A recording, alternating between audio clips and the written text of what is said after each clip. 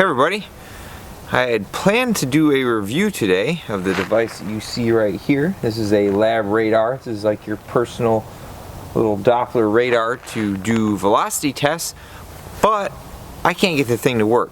Just like the wound channel, I've wasted probably 150 rounds of ammunition in the last hour and a half trying to get this thing to work. I've done 9mm and 223. I even resulted to changing the settings and throwing rocks, and it still can't pick the thing up. Not sure what the deal is. Maybe there's something wrong with this unit that I borrowed to test, but I can get it to read every now and then. Sometimes the velocity readings were way out of here, and then recently when I get it to work with 9mm, they were reading right where they're supposed to be, and then it stops working. The error that I'm getting says that it can't pick up the projectile, and then the troubleshooting guide says you need to check the position of the unit to where your target is. So our little bag there is our target, because I didn't bring any targets today. So that's where I'm shooting. I'll turn the camera around here. Be right behind the bag. There is our Labradar. I mean, it's facing me. It's facing right at me, dead on. The little V cut in the top of the plastic is facing the plastic bag, and yet I'm not getting readings. I'm at about 20 feet, which is where, if I was going to buy one of these, this is what I plan to use it for. I wanted to have something that didn't depend on sunlight, so I could always get a chronograph reading. So I have the unit armed. I have the orange light on, so that means it's ready to take a shot. I have the distance set at about 6 inches, so I should be somewhere over here. The muzzle should be right here, so it should detect a shot. The orange light should blink when it detects a shot. It's just we don't get a velocity. I'll shoot 5 rounds of 9mm. We'll take a good pause, and I'll show you. So we're aiming at the plastic bag. The gun is about 6 inches, and step back a little bit. Acquisition error. Could not track projectile. So now I have to press the check mark. Let's try again. Acquisition error. Could not track the projectile. So the unit is picking up the shots, so the distance from the muzzle to the device doesn't seem to be an issue. It doesn't want to pick anything up. So even way over here. Acquisition error.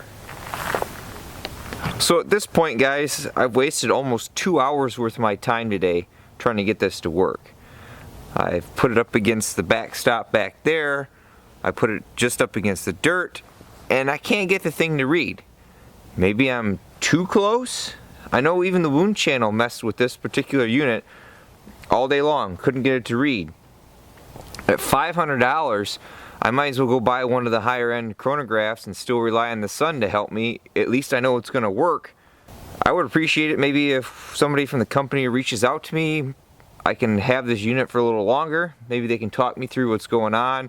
Maybe the firmware needs to be updated or something. But for now, I give this thing a big thumbs down.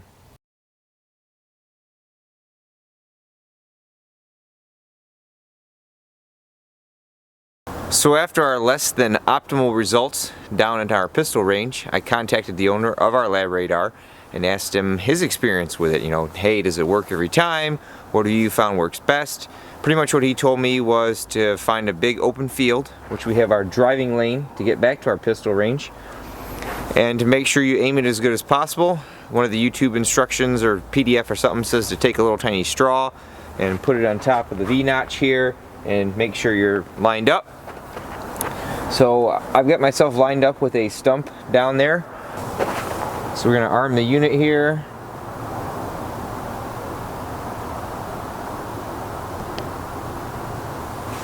Currently registered as shot 20. We just have some Independence 5.56 here. Get pretty close. Aim towards our stump. Didn't get a reading. Let me step a little closer. 31, 38, shot 21, that's about right. We were probably a little too far away. 31.68.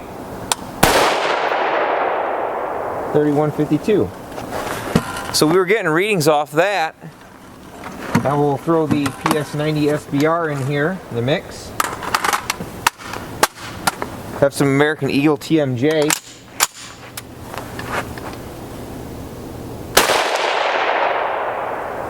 $1884, that's about right.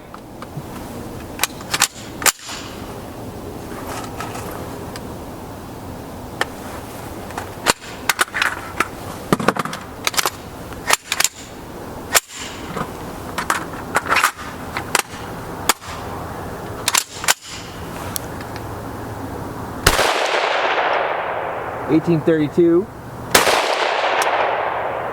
1902, 1898, 1895,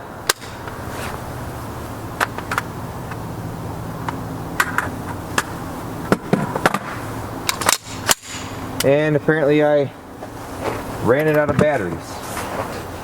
Sorry about that. The batteries had worn down to the point to where it wouldn't arm the radar. It takes 6 AA batteries or an external power source, which if you're out in the field, you really don't have access to external power all the time.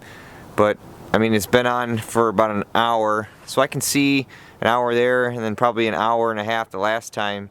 So invest in some rechargeable batteries.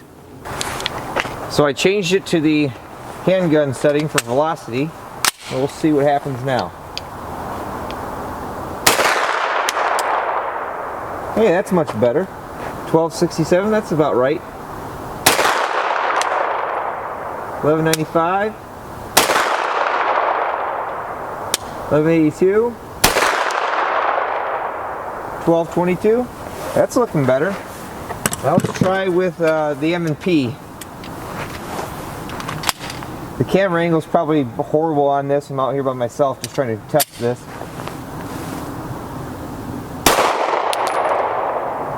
1059, 1116, 1135. I'm going to try aiming way off to the side here. Still picked it up way down there. Picked it up again.